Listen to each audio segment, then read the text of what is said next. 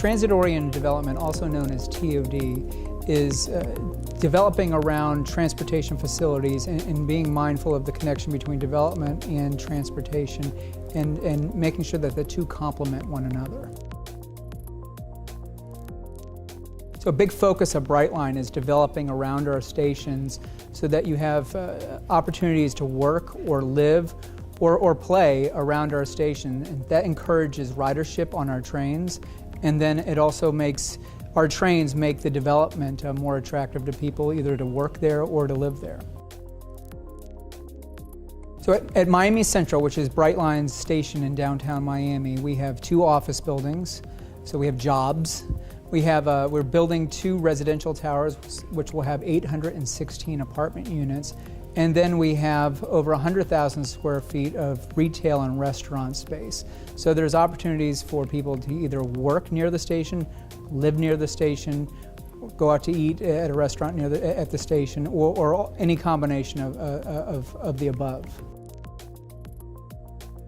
Our Miami Central Station was built in the Overtown section of Overtown neighborhood in downtown Miami, which for decades was kind of overlooked. And while there was development all up and down the beach in downtown Miami, there wasn't a whole lot of investment taking place in Overtown.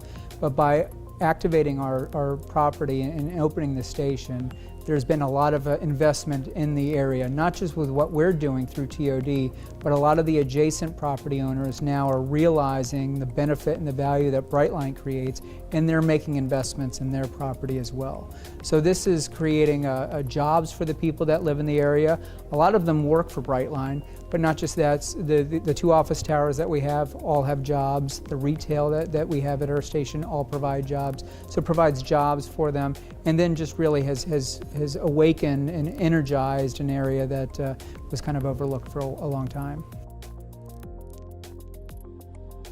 So in West Palm Beach, we've also built an apartment building right next to our station. Granted, not as big as Miami, but there is an apartment unit, and we're doing similar development on a smaller scale.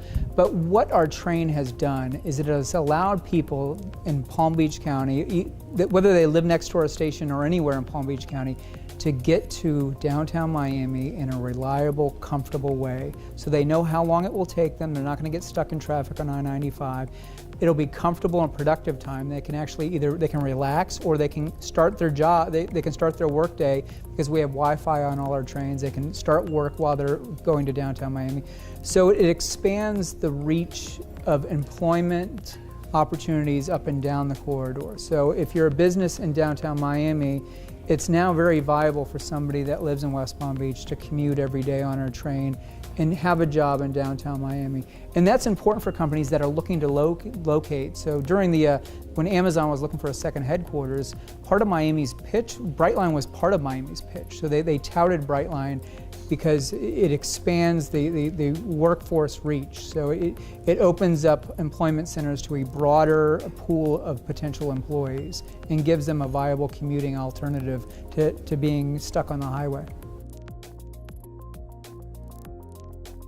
So I think the key to doing successful TOD is to approach it from a holistic viewpoint. So you don't make transit an afterthought. Transit really needs to fit into the design and the planning of a development.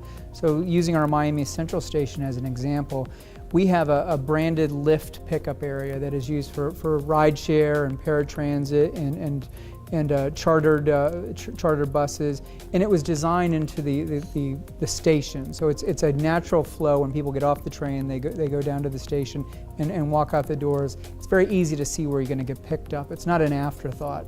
Likewise, we have connections with Metro Rail, Metro Mover, and later this year to Tri-Rail. So all of that was incorporated, especially our Tri-Rail platform space that we built was incorporated into the design of the station. So doing successful TOD, I think it needs to, transit and transportation need to be a consideration at the very beginning and not just an afterthought.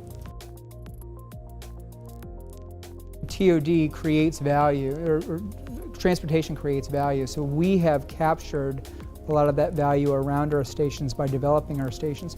But to use Sunrail as an example, the commuter rail system in the Orlando region. So they have a 61-mile corridor that is doing fairly well with ridership, but it really has knocked it out of the park when it comes to development along the corridor. So since they started Sunrail a few years ago, they've had over $2 billion worth of redevelopment around its stations. So that's created additional property tax revenue for the government, the local governments, and it's created jobs and all kinds of opportunities. So Sunrail doesn't get enough credit for that development that has taken place, but that's an example that transportation does create value around its facilities.